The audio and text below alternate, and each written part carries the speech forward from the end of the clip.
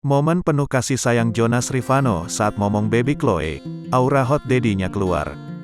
Jonas Rivano sering menunjukkan momen manis bersama sang anak, Chloe Emmanuel Van Watimena. Kelahiran baby Chloe membuat keluarga Jonas Rivano dan Asmirandah terasa semakin lengkap. Keduanya kini juga menjadi orang tua yang peduli akan perkembangan sang putri. Sebagai ayah, Jonas tak melewatkan kesempatan untuk membersamai tumbuh kembang Chloe. Momen Jonas Rivano momong anak pertamanya pun dinilai sangat penuh dengan kasih sayang. Wajar jika Jonas dan Asmirandah ingin memberikan yang terbaik bagi Chloe. Mengingat perjuangan keduanya untuk bisa memiliki Chloe tidaklah mudah. Mereka harus menjalani program bayi tabung supaya Asmirandah bisa hamil setelah sekian tahun menanti.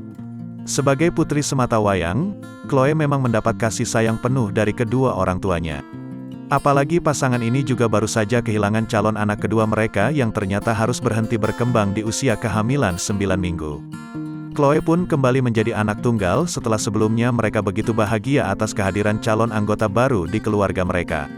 Lewat unggahan di Instagram, Jonas kerap mengunggah berbagai kebersamaannya dengan sang anak.